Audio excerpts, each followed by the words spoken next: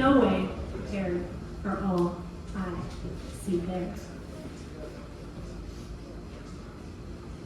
6!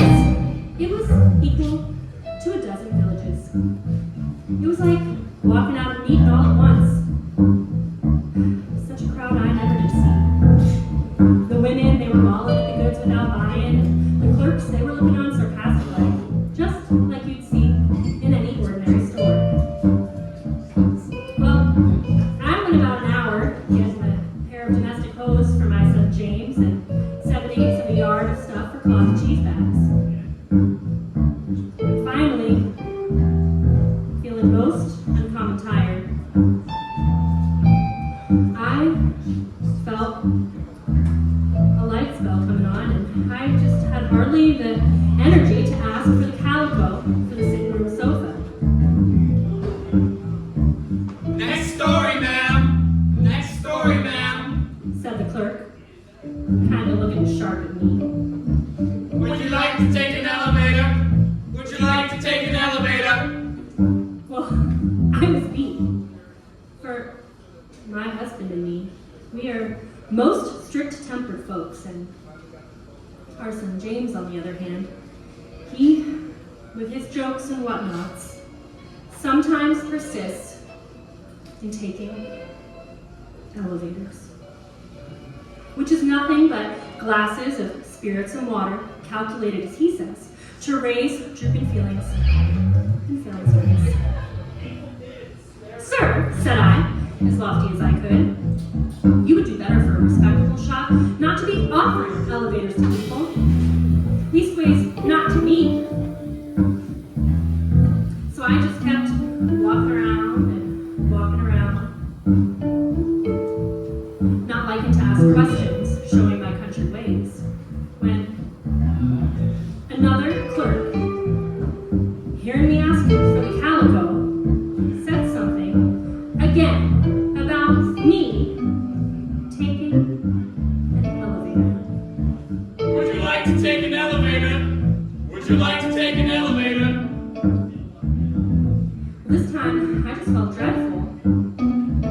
And figuring it was a Boston fashion, and wasn't right to seem too backcountryfied, I says, well, thanks to you, sir, I don't mind if I do. Try something of the kind. You know, I'm most remarkable thirsty. Certainly, ma'am, says she, nodding careless-like to what I took to be a fancy ale of water, judging by the taste.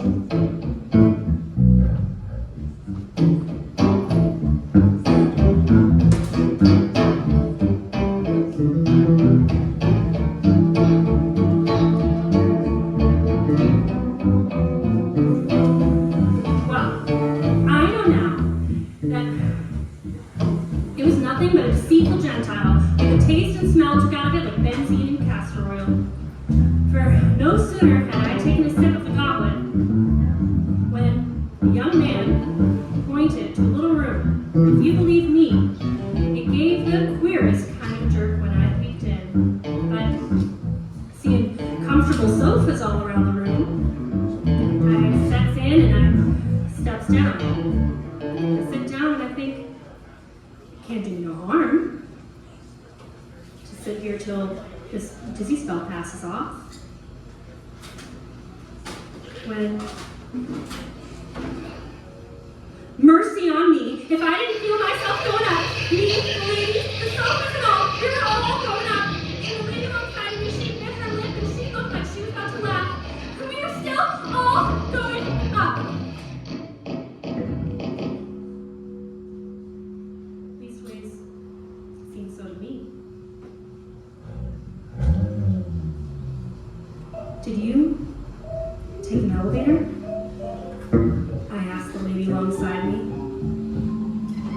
That's the first one I took in my life, I said. Our country elevators, they're quite a bit more positive to take, and they ain't got nothing like this. I do say though, such things they ought never to be taken on in case of sickness. Once I jumped up out of the room, but a young man working some clockworks over there in the corner, He jumped up and he held out one hand. One moment, ma'am. They said, pushing me back with such an air.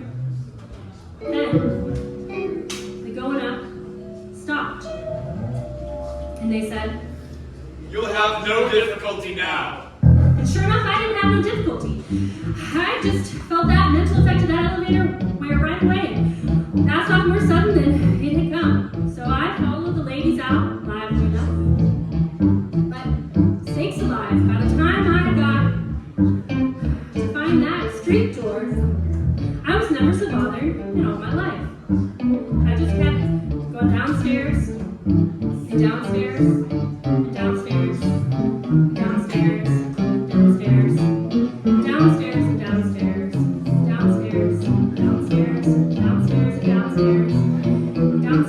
downstairs and downstairs, downstairs, downstairs and downstairs, downstairs, downstairs, downstairs, downstairs, downstairs and downstairs and downstairs and downstairs and downstairs and downstairs and downstairs and downstairs and downstairs and downstairs, thinking I'd find myself at any time in the kitchen.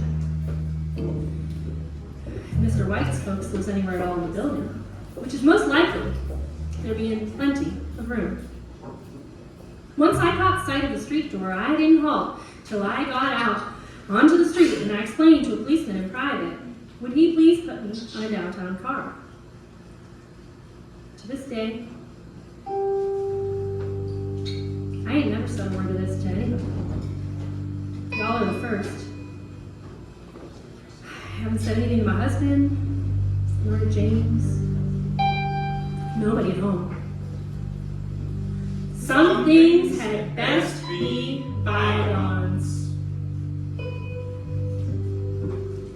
But I feel it's my bounden duty to remind all respectable women, great and small, to never be led and taken an elevator in Boston stores, least of all the newfangled kind, which is equally fatal in consequences to pure spirits, and which looks like nothing at all but pure water, which leads you to taking